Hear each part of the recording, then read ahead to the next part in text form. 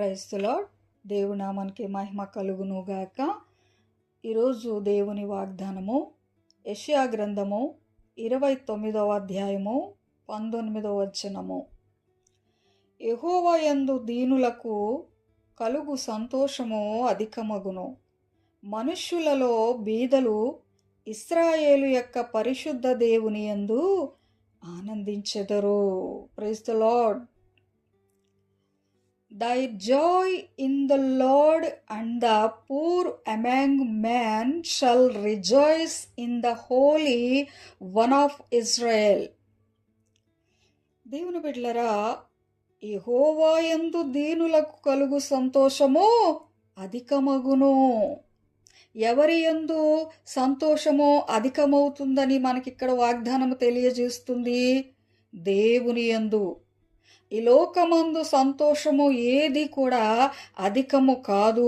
ఈ లోకానుసారంగా కలిగే సంతోషము అది శాశ్వతమైన సంతోషమైతే కాదు. యెహోవా యందు కలుగు సంతోషము అధికము. అధికమైన సంతోషము ఆయన యొద్ద నుంచే మానవుడు పొందుకోవాలి. అదే శ్రేష్టమైనది. మనుష్యులలో బీదలు ఇశ్రాయేలు యొక్క పరిశుద్ధ దేవుని యందు ఆనందించెదరు. ఇశ్రాయేలు దేవుడు అంటే ఆయన ఇశ్రాయేలులకి దేవుడని మనం అనుకోకూడదు. ఆయన నామము ఇశ్రాయేలు దేవుడు అని ఆయన నామము. కానీ ఆయన అందరికీ దేవుడు. అబ్రహాము దేవుడు, ఇస్సాకు దేవుడు, యాకోబు దేవుడు అని మనం అంటాము కదా. అలాగే పరిశుద్ధ గ్రంథంలో కూడా ఉంది కదా. కాబట్టి ఆయన అందరికీ కూడా దేవుడు. యేసుక్రీస్తు అందరికీ ప్రభు అనే వాక్యము కూడా మనకు తెలుసు. కాబట్టి బీదలు ఇశ్రాయేలు యొక్క పరిశుద్ధ దేవుని యందు ఆనందించెదరు. బీదలకు ఆనందము కలుగును. దేవుని బిడ్డలారా, బీదలకు ఆనందము కలుగజేయవాడు కూడా ఆయనే. ఇశ్రాయేలు యొక్క పరిశుద్ధ దేవుని యందు ఆనందించెదరనుంది. కాబట్టి దేవుని బిడ్డలారా, దీనులకు అధిక సంతోషము ఆయన యొద్దే ఉన్నది. దీనులు, దీనత్వం కలిగిన వారు ఎప్పుడు కూడా కొంతమంది మనం చూస్తూ ఉంటాము, దీనత్వముతో ఉంటారు, తగ్గింపు స్వభావముతో ఉంటారు. దీనులు అంటాం మనము. వారికి తగ్గింపు స్వభావం ఉంటుంది.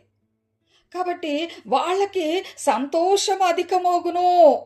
ఎవరి యందు? యెహోవా యందు అని వాక్యం మనకి సెలవిచ్చుచున్నది. కాబట్టి దేవుని బిడ్డలారా, బీదలు, మనుష్యులలో బీదలు ఇశ్రాయేలు యొక్క పరిశుద్ధ దేవుని యందు ఆనందించెదరు.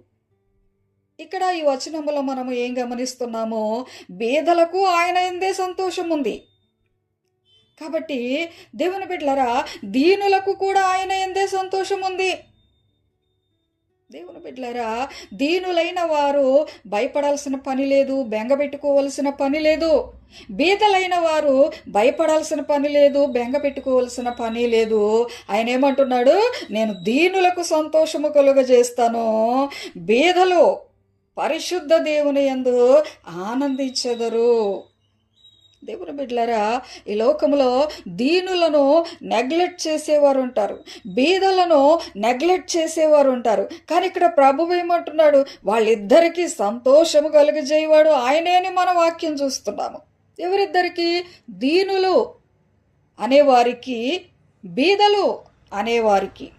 కాబట్టి దేవుని బిడ్డలారా, ఈ వాక్యము మనందరి జీవితాలలో ప్రభు నెరవేర్పు దయచేయునుగాక. వాగ్దానమును విన్నప్పుడు, చదివినప్పుడు మనం ఏం చేయాలి? వాగ్దానమును ఎత్తిపట్టి ప్రభు పాదముల దగ్గర మనము ప్రార్థన చేసేవారిగా ఉండాలి, విజ్ఞాపన చేసేవారిగా ఉండాలి. ప్రభువా, ఈ వాగ్దానము మా జీవితాలలో నెరవేర్పు దయచేయమని మనం అడిగేవారిగా మనం ఉండాలి. విసుగక ఆయన యందు మనము ప్రార్థిస్తూ అడిగేవారిగా మనం ఉండాలి. అడుగుడి ఇయ్యబడును, వెదకుడి దొరుకును, తట్టుడి తీయబడనని ఆయనే సెలవిచ్చి ఉన్నారు కదా. కాబట్టి మనం అడిగేవారిగా మనం ఉండాలి. వాగ్దానము అనగా మనం అడిగేవారిగా మనం ఉండాలి, విని విడిచిపెట్టేవారిగా మనం ఉండకూడదు. కాబట్టి దేవుని బిడ్డలారా, ఈ వాక్యము మనందరి జీవితాలలో ప్రభువు నెరవేర్పు దయచేయునుగాక.